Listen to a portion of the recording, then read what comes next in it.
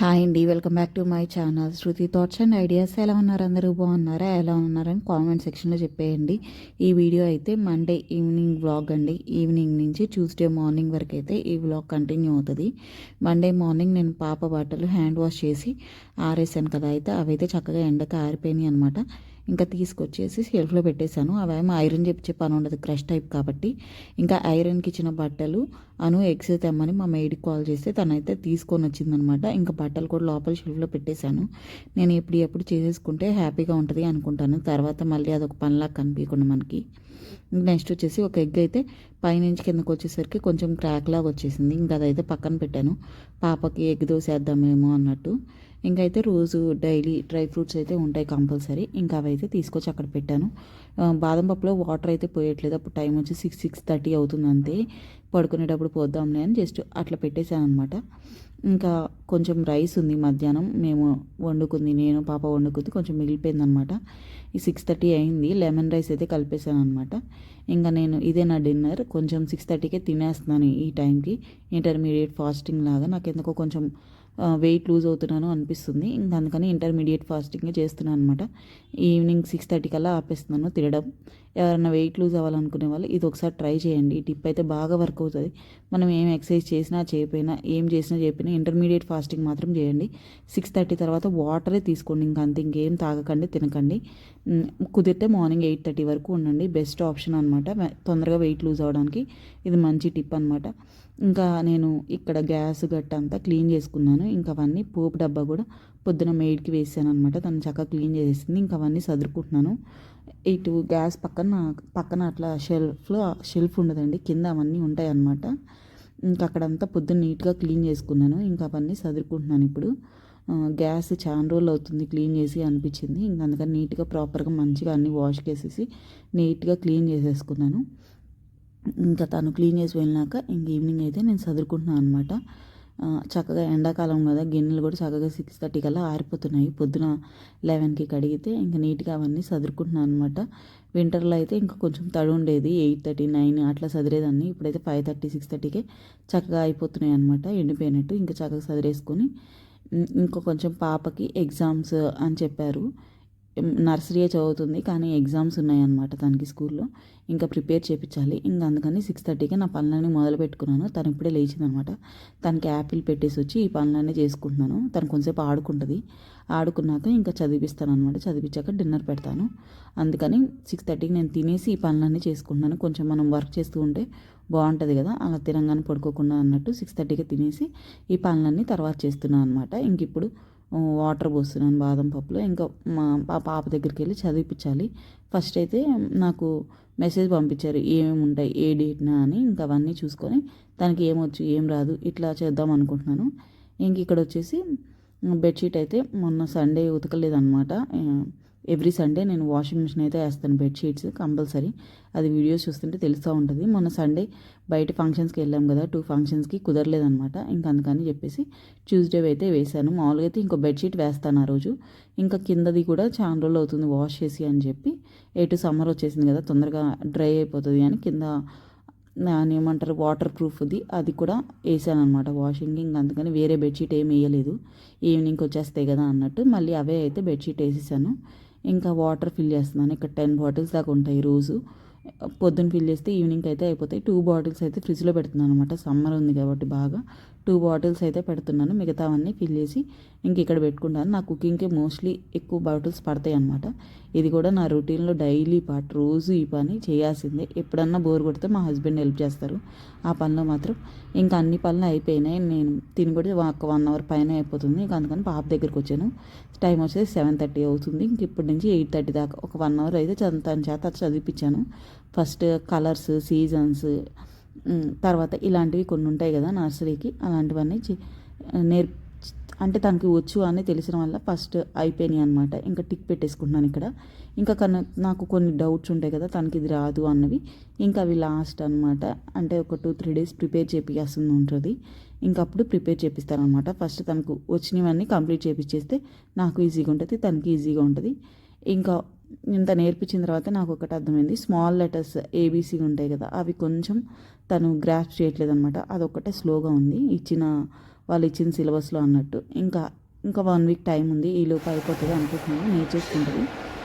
ఇంకా తర్వాత వచ్చేసి ఇక్కడ మా హస్బెండ్ని ఫ్రూట్స్ తెమ్మని పంపించాను అనమాట. ఫ్రూట్స్ అయిపోయినాయి ఇంట్లో, తెమ్మని చెప్తే ఆయన వెళ్ళారు. ఇంకా వెళ్తూ పాప కూడా వెళ్ళింది. దాంతోపాటు ఒక ఏరోప్లేన్ పట్టుకొచ్చింది, 300 రూపీస్ అంట.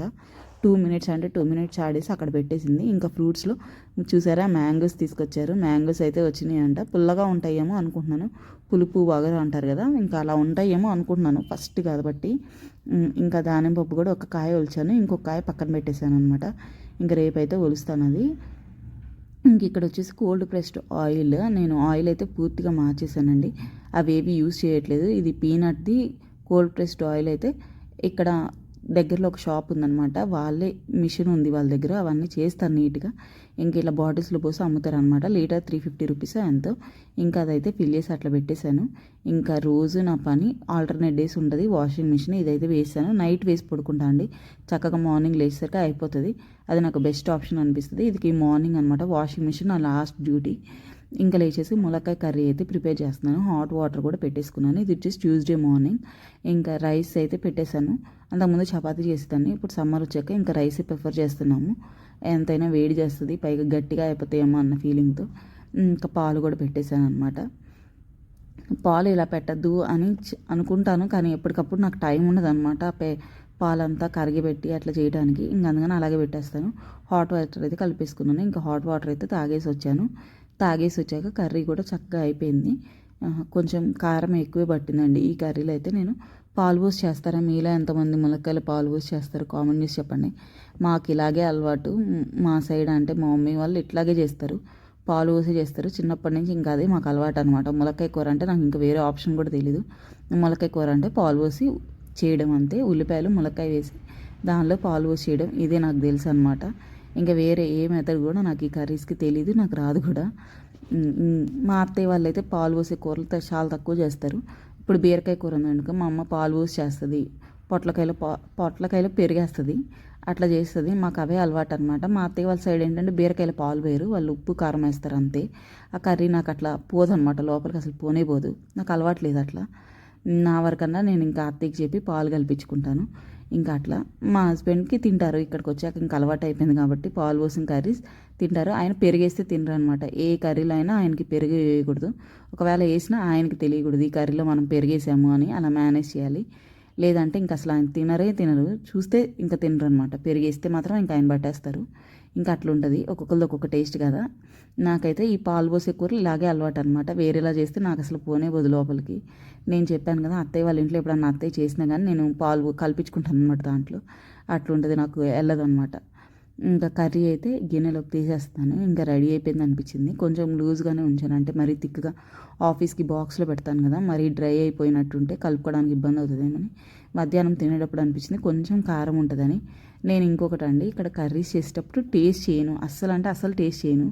అది ఏమనాలో నాకు తెలియదు. ఉప్పు ఎక్కువ, ఆబ్వియస్గా ఒక్కొక్కసారి అవుతూ ఉంటుంది కదండి, ఉప్పు ఎక్కువ అవుతూ ఉంటుంది, ఒక్కొక్కసారి కారం తక్కువ అవుతూ ఉంటుంది, అట్లాంటివి వస్తూ ఉంటాయి. కానీ మా మమ్మీ ఎన్నోసార్లు అంటది టేస్ట్ చేయి తప్పే ఉంటుంది, అదేమన్నా ప్రసాదమా అట్లా అంటూ ఉంటుంది వెళ్ళినప్పుడల్లా. కానీ నాకు ఎందుకు అస్సలు టేస్ట్ చేయాలని అనిపించదు, ఎందుకు అది నాకు అట్లా ఫస్ట్ నుంచి అలవాటు అనమాట. అందుకని నేను తక్కువే వేస్తాను.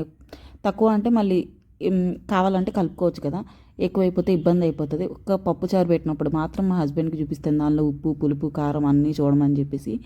మిగతావి అంతే, ఇంకా మిగతావి ఏవి ఆయన టేస్ట్ చేయరు, నేను టేస్ట్ చేయను. సండే నాన్ వెజ్ అయితే ఆయన చేసుకుంటారు, కారం అవన్నీ ఆయన చూసుకుంటారు అనమాట. ఇంకా మిగతా డేస్లో కొంచెం అటు ఇటు అవుతూ ఉంటాయి అప్పుడప్పుడు, రోజు కాదు. మోస్ట్లీ తక్కువే వేస్తాను, ఎప్పుడు ఎక్కువ వేయను. ఎప్పుడన్నా చెయ్యి అట్లా అవుతూ ఉంటుంది కదా, అలాంటప్పుడు మాత్రం భలే అనిపిస్తుంది ఇబ్బందిగా. ఇంకా అంతే, కొన్ని సిచ్యువేషన్స్, అది పద్దాక అని చెప్పలేండి, ఎందుకంటే తక్కువ వేసుకుంటాను. నాకు తెలుసు కదా నేను టేస్ట్ చేయను అని చెప్పేసి, అందుకని తక్కువ వేసుకుంటాను. ఇంక ఇక్కడ వచ్చేసి ఇడ్లీ ఎలా కలుపుతున్నాను మా పాపకు చూపిస్తున్నాను అనమాట. నేను కిడ్స్ ఉన్న వాళ్ళు ఏం తిన్నప్పుడు ఇలా చేయండి. డ్రై ఫ్రూట్స్ పౌడర్ నేను ఆల్రెడీ ఇది ఒక షార్ట్ వీడియో పెట్టాను, ఆ పౌడర్ పెట్టేసుకోండి. ఆ పౌడర్ అయితే వేసాను, కొంచెం రాగి పిండి, ఇంకా మా మమ్మీ ఇచ్చిన ఇడ్లీ పిండే ఉందనమాట. ఇంకా నేను గ్రైండర్ కూడా వేయలేదు వచ్చిన తర్వాత, అసలు తను ఒక్కదానికి కదా ఇంకా అదిలా ఎక్కువ పట్టదనమాట. ఇంకా క్లోత్స్ కూడా వాషింగ్ మిషన్ వేసేసా కాబట్టి చక్కగా ఇవైతే ఆరేసాను. సమ్మర్ వచ్చాక ప్రశాంతంగా అనిపిస్తుందండి. ఆఫ్టర్నూన్కి చక్కగా ఎండిపోతున్నాయి అనమాట. మంచిగా అయితే అయిపోతున్నాయి. ఇంకా బట్టలు వేసేసి ఇంకా బాక్స్ అయితే పెట్టేస్తున్నాను ఇక్కడ. హస్బెండ్కి రైస్, ఉసిరికాయ పచ్చడి మొన్న ఇంటి దగ్గర నుంచి తెచ్చుకున్నాను కదా అది, పెరుగన్నం తీసుకెళ్ళరండి ఆఫీస్కి. ఇంకా ములక్కాయ కూర అయితే పెట్టేశాను. ఇంక ఇక్కడైతే బాక్స్ కూడా రెడీ అయిపోయింది. మా పాప కూడా రెడీ అయిపోయింది. ఈరోజు హస్బెండ్ చిన్న పని ఉండి కిందకి వెళ్ళారనమాట. కిందకు వచ్చేయమన్నారు పాపని. ఇంక అందుకని నేను కిందకి తీసుకెళ్తున్నాను అనమాట తన్ని. ఆయన బైక్ మీద ఉన్నారు, కింద ఉన్నారనమాట. ఇంకా లిఫ్ట్ కోసం వెయిట్ చేస్తుంది. ఇక్కడైతే ఇంకా అడుగుతుంది, మమ్మీ డాడీ ఎక్కడికి వెళ్ళారు. వాళ్ళ నాన్న అంటదండి, నన్ను మమ్మీ అంటది.